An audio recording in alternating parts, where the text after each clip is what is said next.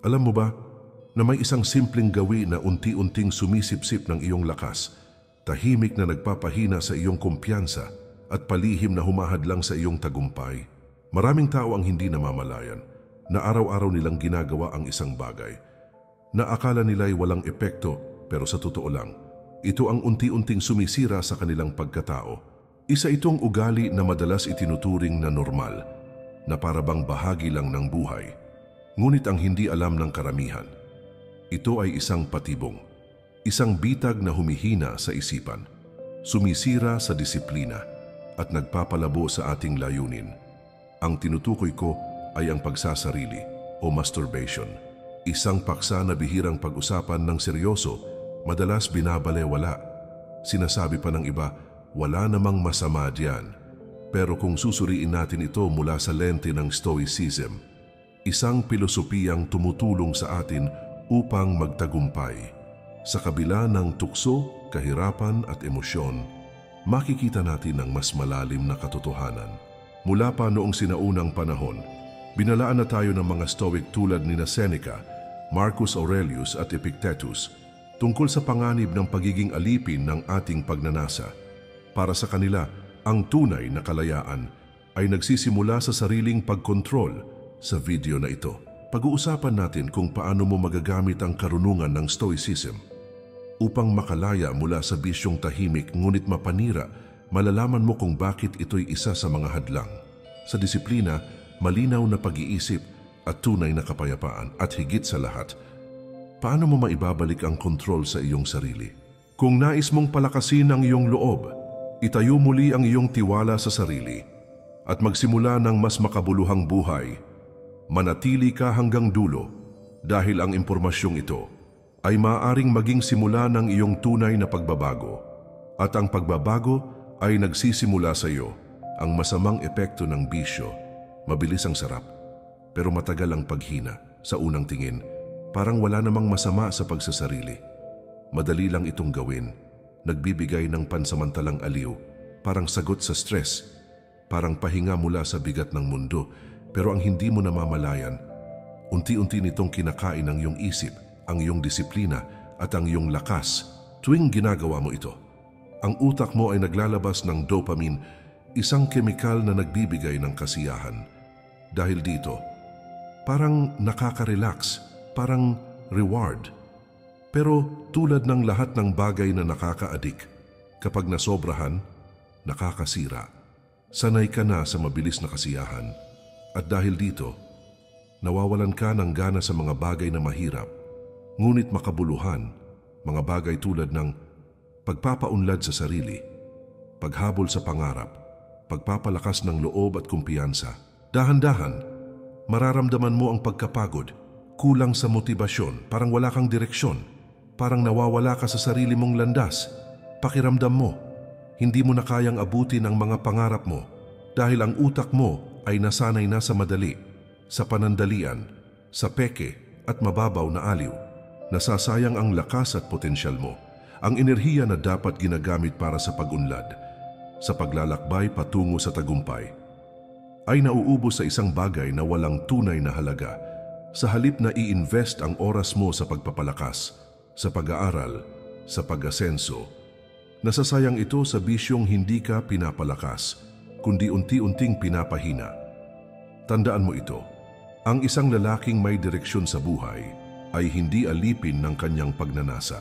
Hindi siya basta sumusuko sa tukso dahil alam niya na ang disiplina ay susi sa tunay na kalayaan.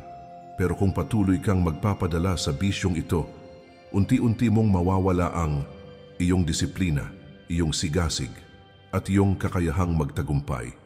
Sa halip na lumaban para sa mas magandang kinabukasan, babagsak ka sa katamaran, panghihina, at kawalan ng direksyon. Pero tandaan, hindi pa huli ang lahat. May paraan para makawala sa bisyong ito. May hakbang patungo sa kalayaan, at sa mga susunod na bahagi ng video, ituturo ko sa iyo kung paano ang aral ng Stoicism tungkol sa sarili at disiplina. Ang tunay na kalayaan ay nagsisimula sa sarili. Sabi ni Seneca, walang taong tunay na malaya kung siya'y alipin ng kanyang katawan. Ano ang ibig sabihin nito? Marami ang naniniwala na sila'y malaya. Dahil nagagawa nila ang gusto nila, lalo na pagdating sa pansariling kasiyahan. Pero ang tanong, kung hindi mo kayang pigilan ang sarili mong pagnanasa, totoo bang malaya ka? Hindi. Ikaw ay alipin ng sarili mong kahinaan. Kung palagi kang natutukso sa panandaliang sarap, hindi mo mararating ang mas mataas na antas ng disiplina, paglago at tunay na tagumpay. Marcus Aurelius at ang kapangyarihan ng pagkokontrol sa sarili. Si Marcus Aurelius, isang emperador ng Roma, isang stoic na lumaban hindi lang sa mga digmaan kundi sa sariling kahinaan, ay naniniwala na ang tunay na kalakasan ay nagmumula sa kakayahang pigilan ng sarili para sa kanya. Ang taong hindi kayang ikontrol ang sarili ay hinding-hindi magiging malakas. Bakit? Dahil kung sa maliliit na tukso pa lang ay sumusuko ka na, paano mo haharapin ang mga tunay na pagsubok sa buhay? Pangarap, pamilya, responsibilidad. Lahat ito nangangailangan ng disiplina at tapang. Ang tunay na malakas na tao ay hindi sunod-sunuran sa hiling ng katawan. Siya ang may kontrol sa kanyang isip, damdamin at kilos, ang patibong ng mabilis at madaling kasiyahan. Sa panahon ngayon, sanay tayong lahat sa instant gratification. Mabilis ang pagkain, mabilis ang entertainment, mabilis ang sarap, kahit pansamantala lang. Ngunit ayon sa mga Stoic, ang paghahanap ng madali at mabilis na aliw ay patibong na humihina sa ating isip at kaluluwa. Kapag nasanay ang utak mo sa mabilisang saya, nawawala ang tiyaga, nauupos ang disiplina, bumababa ang iyong tapang, at kakayahang tiisin ang mahirap pero mahalaga. Ang resulta, mahina ang loob, madaling madistract, madaling sumuko sa gitna ng laban. Ngunit tandaan mo ito, ang mga taong marunong maghintay, magtiis at magkontrol ng sarili. Sila ang mga nagiging matibay, sila ang nagiging malaya, sila ang tunay na nagtatagumpay. Kung gusto mong maging malakas, kung nais mong marating ang tuktok, kailangan mong matutunang harapin at kontrolin ang iyong mga kahinaan. At ang unang hakbang, alamin mo siyang tunay na kahulugan ng disiplina. Dahil ang disiplina ay hindi lamang pagsunod sa batas, ito ay kapangyarihang kontrolin ang sarili, kahit walang ibang nakakakita, kahit walang pumupuna. At sa disiplina, nagsisimula ang tunay na pagbabago. 3 prinsipyo ng Stoic para maging mas malakas. Una, sariling disiplina. Sabi ni Epictetus, ang tunay na kalayaan ay ang pagiging amo ng sarili. Ibig sabihin, kung hindi mo kayang kontrolin ang sarili mong pagnanasa, hindi ka tunay na malaya. Anumang gawin mo, kung laging katawan ang nasusunod, alipin ka pa rin ng sarili mong kahinaan. Pero kapag natutunan mong disiplinahin ang sarili mo, doon magsisimula ang tunay mong lakas. Paano ito magagawa? Sanayin ang isip na lumaban sa tukso. Oo, mahirap ito. Pero sa bawat pagkakataong pinipili mong humindi, sa bawat sandaling tinitiis mo ang pansamantalang aliw, mas tumitibay ang iyong disiplina habang natututo kang kontrolin ang sarili. Unti-unti kang nagiging matatag hanggang sa ikaw na mismo ang may hawak ng manibela ng buhay mo. Ikalawa, maghanap ng mas malalim na layunin. Isa sa mga dahilan kung bakit maraming tao ang nalululong sa bisyo ay dahil wala silang malinaw na direksyon sa buhay. Kapag hindi mo alam kung saan ka patungo, lahat ng tukso ay mukhang aliw. Lahat ng walang kwentang bagay ay nagiging kanlungan. Ngunit kung may layunin ka, tulad ng pagbuo ng negosyo, pagpapalakas ng katawan, o pag-aaral ng bagong kakayahan, hindi mo nagugustuhin ang basura, hindi mo na iaaksaya ang oras mo sa bisyo, dahil may mas mahalaga kang misyon. Sabi ng mga Stoic, ang buhay na walang layunin ay sayang.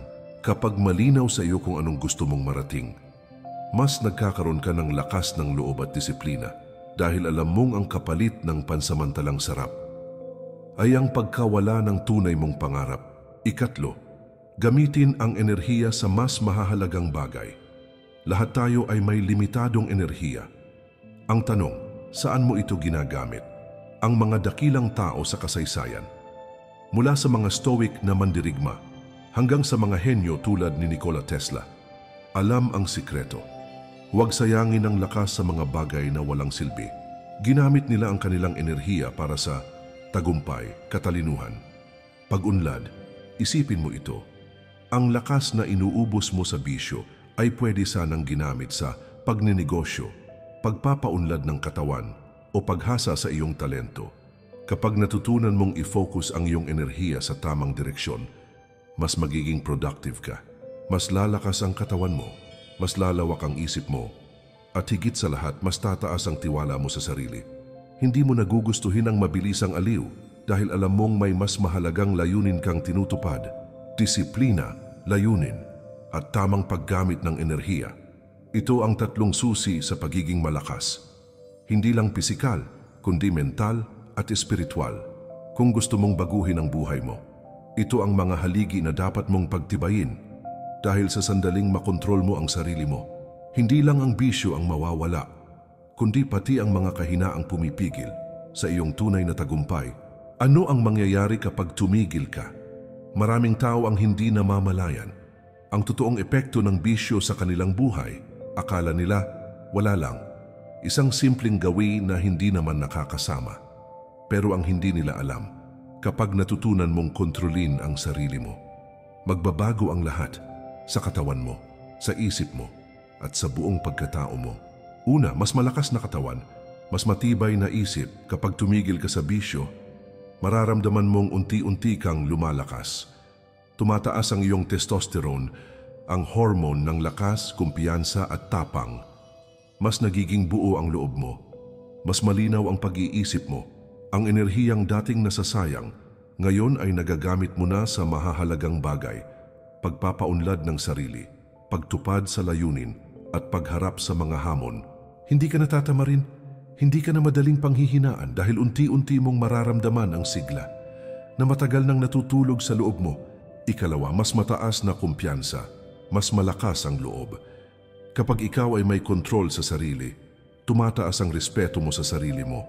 Gumigising ka sa umaga nang walang guilt, walang panghihinayang, kundi may tapang at layunin dahil alam mong hindi ka na alipin ng pagnanasa. Ikaw na ang tunay na may hawak ng direksyon ng buhay mo. At sa bawat hamon na dumating, hindi ka na aatras, hindi ka na iiwas dahil alam mong kaya mong maghintay, magtiis at magtagumpay. Ikatlo, ang tunay na lakas ay disiplina. Ang tunay na malakas na tao, hindi yung palaging sumusunod sa hilig ng katawan, kundi yung marunong humindi, marunong pumili. Dahil ang disiplina ay hindi basta sakripisyo, ito ay karunungan. Ang kakayahang tanggihan ang panandaliang sarap para sa pangmatagalang tagumpay. Kapag natutunan mong kontrolin ang sarili mo, hindi lang bisyo ang mawawala, pati ang mga kahinaang humaharang sa pag-angat mo ay unti-unting nawawala. Mas magiging matatag ka sa pagdedesisyon, mas magiging responsable ka sa iyong oras, lakas at direksyon, at higit sa lahat, makikita mo na hindi mo kailangang mawalan ng lakas para lang maramdaman mong buhay ka. Pagtigil, isang desisyong nagbabago ng lahat. Ang pagtigil sa bisyo, hindi lang basta pagsuko ng isang ugali. Ito ay pagyakap sa bagong pagkatao, isang hakbang patungo sa pagiging mas malakas, mas disiplinado, at mas matagumpay. Kapag natutunan mong pigilan ang sarili mo, walang tukso ang kayang tumalo sa iyo. Walang hadlang ang makakapigil sa iyo. Dahil sa wakas, ikaw na ang may kontrol sa sarili mong kapalaran. Ngayon, ikaw na ang magpapasya. Ngayon, nasa kamay mo na ang desisyon. Magpapatalo ka ba sa isang pansamantalang aliw o pipiliin mong maging tunay na malaya? Hindi madali ang kontrolin ng sarili, pero tandaan mo, ang unang hakbang palayo sa kahinaan ay siyang unang hakbang patungo sa tagumpay. Kapag patuloy kang nagpapadala sa pansamantalang sarap, mananatili kang alipin ng iyong kahinaan. Pero kapag pinili mong tumayo at kontrolin ang sarili, unti-unti mong binubuo ang buhay na malakas, malinaw ang layunin, at matatag. Hamon ko sa iyo, simulan mo ngayon. Huwag mong ipagpaliban ang pagbabago. Huwag mong hintaying handa ka na. Ang kailangan lang ay isang desisyon. Ngayon, hindi mo kailangang maging perpekto agad. Ang mahalaga, magsimula ka.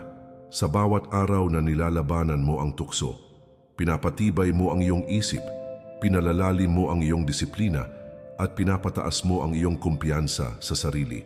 Bawat araw ng tagumpay sa loob ay isang hakbang palapit sa tagumpay sa labas. Piliin mong lumakas kung nais mong matuto pa tungkol sa disiplina, self-mastery at tunay na kalayaan. Manatiling konektado, mag-subscribe para sa mas marami pang kaalaman tungkol sa Stoicism at kung paano palakasin ang iyong isip. Tandaan mo, ang buhay mo ay bunga ng mga desisyong ginagawa mo araw-araw. Kaya ngayon, ano ang pipiliin mo? Ang madali, pero nagpapahina sa'yo. O ang mahirap, pero magpapatatag at magpapalaya sa'yo. Ikaw ang bahala. Ikaw ang may kapangyarihan. Ikaw ang susi sa sarili mong tagumpay. Maraming salamat sa panonood. Huwag kalimutang i-like ang video at mag-subscribe kung may natutunan ka. Kita tayo sa susunod na videos.